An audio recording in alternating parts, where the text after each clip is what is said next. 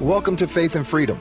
For the next few minutes, we hope to inform, inspire, and encourage you as we discuss legal victories and challenges to your fundamental freedom and religious liberties. Faith and Freedom comes to you from Liberty Counsel, a civil liberties education and legal defense organization. Join us now as Matt Staver, founder and chairman of Liberty Counsel, explains the latest legal issues all across this country.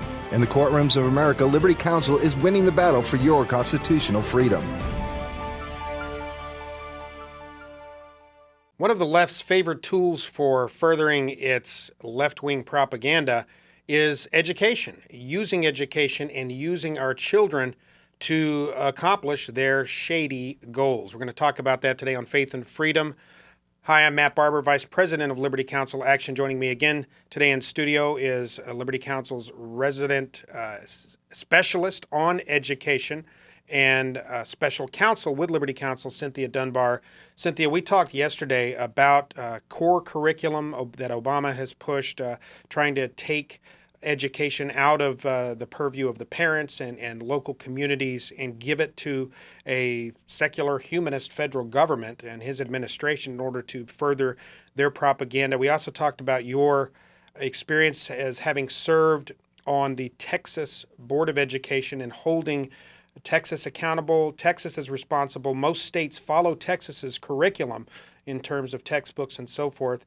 But you, at your time on the Texas Board of Education, is fascinating in and of itself. We can't possibly get to all the stories, but you just have a number of amazing experiences.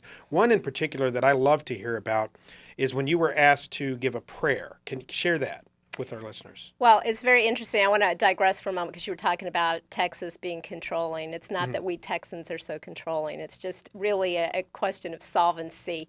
Texas and California need the most textbooks. California actually needs more. But Texas ends up being the 800-pound gorilla because we can actually pay for our textbooks, which is a statement for financial solvency, which our federal government could learn something from. But basically, when I was on the board, I was on there for 4 years. And during that time, they would have various members say the prayer. They never asked me to say the prayer. And then right at the heat of the social studies debate, when all of the national media cameras, everyone was there, they asked me if I would come and say the prayer. And so you gave a prayer, and give us the nutshell of that prayer. Well, I'm realizing that this is going to go national. So my prayer was simply this, because the liberals had kept saying, we're changing history. And the truth was we were just cleaning it up and making it historically accurate. So I took a prayer that was already written. Since we were doing history, that seemed very appropriate. I stood up. My beginning words were something of the nature of, as we are looking to adopt these history teaks, let us look to history to be our guide. And then I read this prayer. The prayer included such things as the fact that we were a Christian nation founded on Christian principles.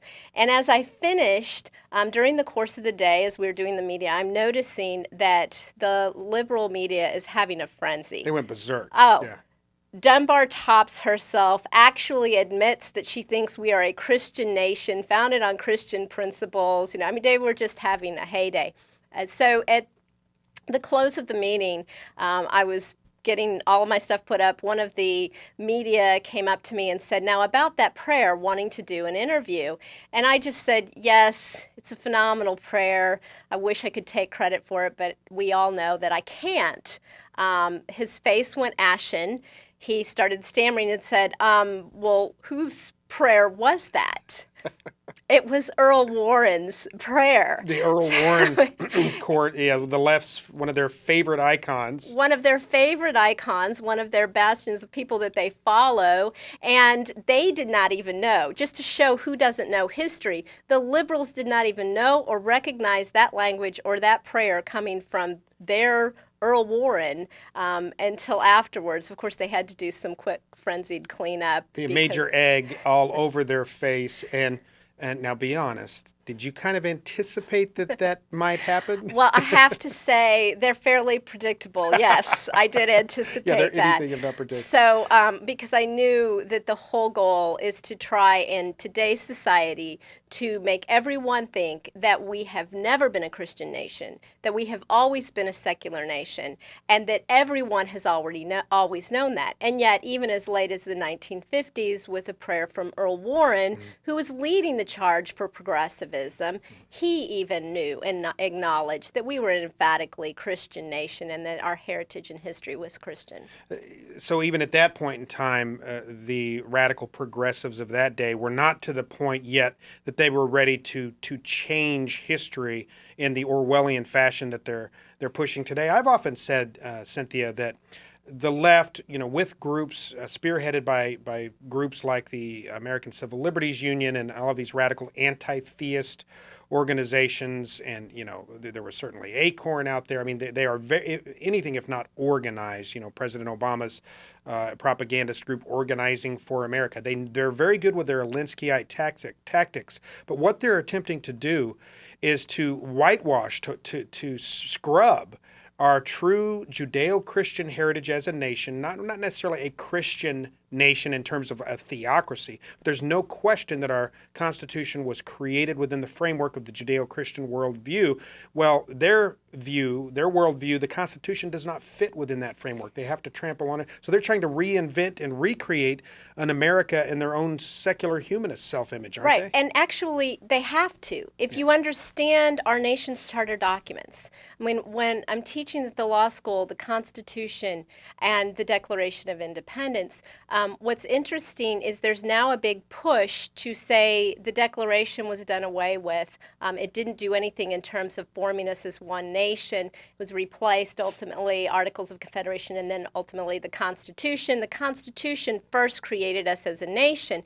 And I started looking, because historically that is so impossible to document. You start reading the writings of John Jay, our first Chief Justice of the Supreme Court, who talks emphatically about the whole Constitutional Convention only being for the purpose of making sure that our nation and our union is not dissolved, and finding the best framework of government to continue that. So what would be their basis and motivation for actually doing away with the Declaration? Well, as you and I both know, the Declaration's thesis statement is, and I will say for our audience, when in the course of human events it becomes necessary for one people to dissolve the political bands which connect them to another, and to acquire from among the powers of the earth that separate but equal station to which the laws of nature and nature's God entitle us.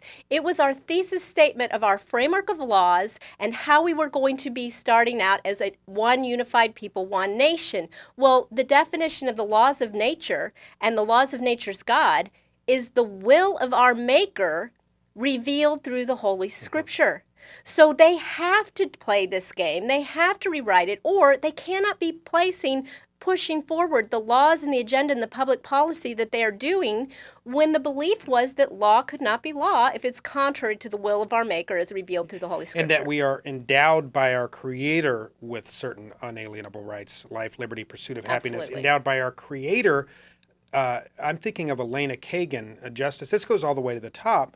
When she was being confirmed before the United States Supreme Court, Senator Coburn of Oklahoma, I believe it was, asked her if she would publicly affirm if she agreed with the principles of the Declaration of Independence. She refused to do so because she can't she? No, she can't. And it's the same reason why Justice Ginsburg is saying the greatest constitution is South Africa. Don't even look to our archaic constitution. But when you understand, John Quincy Adams saying that you cannot even read or understand the Constitution in the absence of the Declaration, that one is the spirit and one is the letter of the law, then you have to rewrite our American history to promote their agenda. Otherwise, they have to be honest and tell the nation, we want to scrap the Declaration, we want to scrap the Constitution, and we want to start over with a secular humanistic ideology. They know America will not accept that, so instead they have to pretend, they're pretending that this is not our history, when in fact it clearly is. Well, folks, when President Obama, candidate President Obama running for election, said that he intended to, quote, fundamentally transform America. This is what he meant, and this is what the left means, and they mean business. This president seeks to uproot our constitutional Republican form of government, to replace our free market system of government, and to supplant and replace it with a Euro-socialist, secular, humanist form of government, something that America is not. Liberty Counsel is not going to stand for it. Join with us as we fight back, as we fight for liberty, fight for our freedoms. Go to lc.org or call us at 1-800-671-1776. Ask how you can become part of Liberty Counsel's ministry. Join us on the front lines as we defend the principles this nation was founded upon. You have been listening to Faith and Freedom with Liberty Counsel. We hope that we have motivated you to stand up for your faith, family, and freedom. We can accomplish a lot when we work together. Get informed and get involved today. Sign up for our free monthly newsletter, The Liberator. We will send it out to you free of charge. Stay informed with our Liberty Alert email updates. Just click on the website at www.lc.org or call us at 1-800-671-1776. Tune in next time to learn more about your rights right here on Faith and Freedom.